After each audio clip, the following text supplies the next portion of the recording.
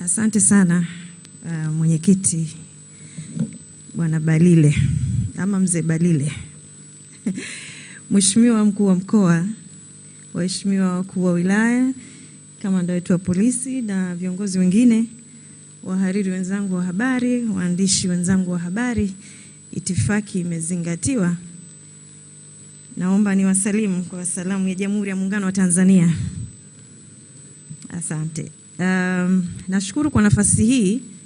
Naweza kusema natamani kuanzia pale ambapo mkongwe Kibanda ameishia, lakini pengine nianze na swali kwamba katika zama hizi sisi kama wanahabari tunaandika kinachosemwa ama tunaandika kinachofanywa, ama tunaandika vyote kwa maana ya kinachosemwa na kinachofanywa, ama hatuandiki vyote, yani hatuandiki kinachosemwa na hatuandiki kinachofanywa. Hilo ni swali kwenu wanahabari wenzangu. Nikianza kuzungumza, nataka niiguse kidogo tasnia yetu katika muktadha ama katika nyakati hizi za uongozi wa awamu ya 6 kwa kidogo tu, kwamba kwa kumbukumbu zangu nakumbuka Mheshimiwa Rais wakati ameingia madarakani mwaka 2021 aliita mkutano wa hariri na tulitoa ombi la kufunguliwa kwa vyombo vya habari ambavyo vilikuwa vimefungwa, na Mheshimiwa Rais aliridhia na akatupa angalizo kwamba tunaweza kukosoa, tunaweza kushauri, lakini katika kukosoa tukosoe kwa hekima. Kwa hiyo akatoa amri kwamba vyombo virudi kwenye kazi. Naamini baadhi ya magazeti na baadhi ya online media pia na vyombo vingine ambavyo vilikuwa kwenye mtanziko vilipata nafasi ya kuendelea na majukumu. Kwa nini nasema haya? Kwamba mimi niliiona siku ile dhamira ya Mheshimiwa Rais ya kufanya kazi na vyombo vya habari. Lakini katika safari ya uongozi wake ama katika safari ya miaka kadhaa hapo baadaye, ni kwamba tulikuwa na michakato sawa ya kuomba maboresho ya sheria zetu, kwa maana sheria ya huduma ya habari pamoja na ile ya utangazaji, lakini pia na kuangalia sera zinasema nini. Bado tuna changamoto kwenye sheria, na hili ni ombi ambalo tumekuwa tukilisema mara kwa mara. Ni kwa nini tunatamani kuwa na mazingira bora ama mazingira mazuri ya vyombo vya habari? Unapokuwa na vyombo vya habari ambavyo viko kwenye mazingira mazuri, maana yake ni kwamba unakuwa na vyombo vya habari vyenye afya, lakini mwisho wa siku vinaenda kucomplement utendaji wa serikali. Serikali nayo inakuwa na afya, lakini mwisho wa siku taifa linakuwa na afya. Kwa hiyo maana yake nini? Tunategemeana kwamba sisi tukitimiza wajibu wetu sawa sawa, tunaisaidia serikali ili iweze kufanya kazi yake vizuri, na ikibidi hata kuiwajibisha. Lakini wakati huo huo tunasaidia taifa pia, kwa sababu kila mtu atajua wajibu wake, tutapata taarifa sahihi kwa wakati, na tutaweza kuchukua maamuzi sahihi, ikiwa ni pamoja na kujenga nchi. Sasa kwa sababu tumekuwa na haya maombi kwa serikali kwamba tunatamani sheria ziwe vizuri, mazingira yetu yawe rafiki.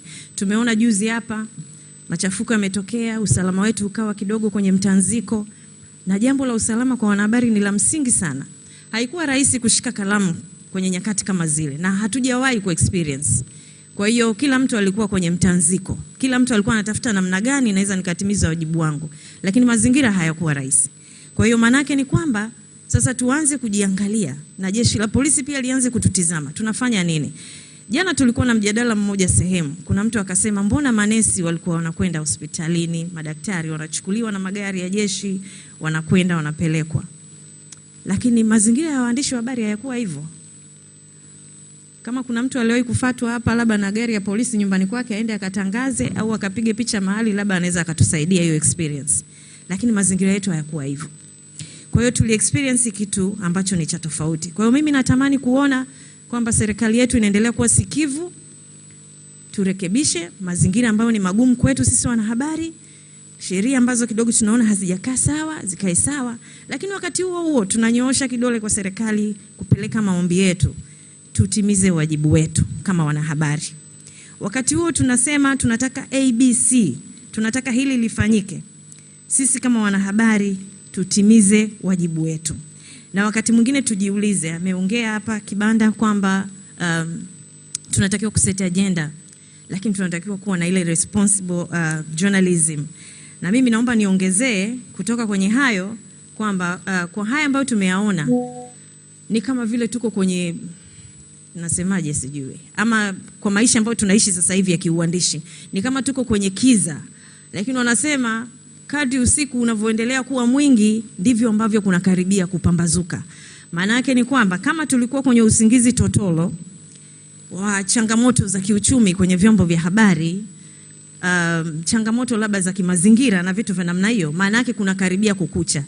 Naomba tena niulize swali kwa waandishi wenzangu, wahariri wenzangu kwamba je, kukikucha tuko tayari kuinvest kwenye taaluma yetu kwa maana ya kuwa na peace journalism? Sasa hivi tuna changamoto, nchi yetu imetikiswa, kalamu zetu zinaandika kuhusu nini?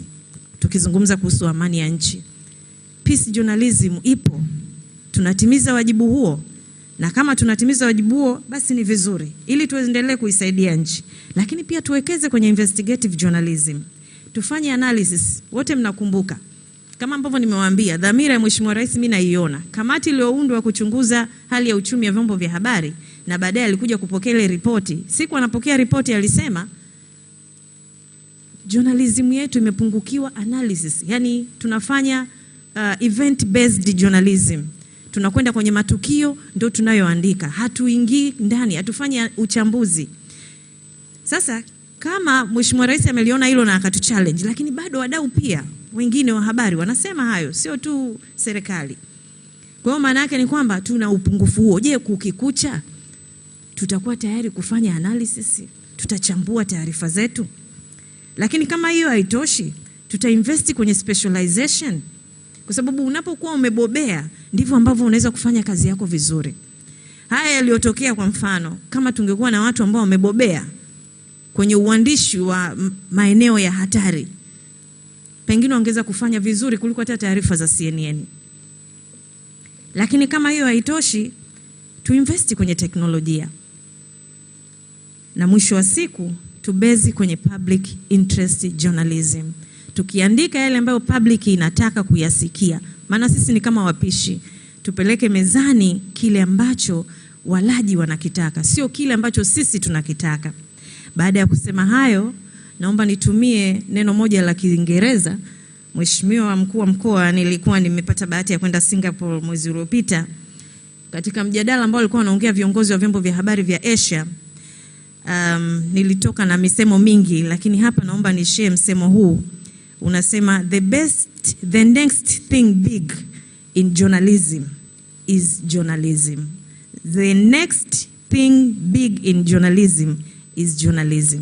Kwa hiyo hata iweje, hata huyo AI afanye nini, journalism ambayo sisi tunaishikia kalamu itabaki kuwa journalism, kwa sababu AI hana uwezo wa kumfuata mtu na kumhoji. Ni sisi ambao ndo tuna feed taarifa kule, na AI ina search taarifa mbalimbali. Kwa hiyo yenyewe ikiulizwa tu taarifa ina search huko, ina pop pale, lakini sisi ndo ambao tunakwenda on ground. Kwa hiyo bado kalamu ina nguvu.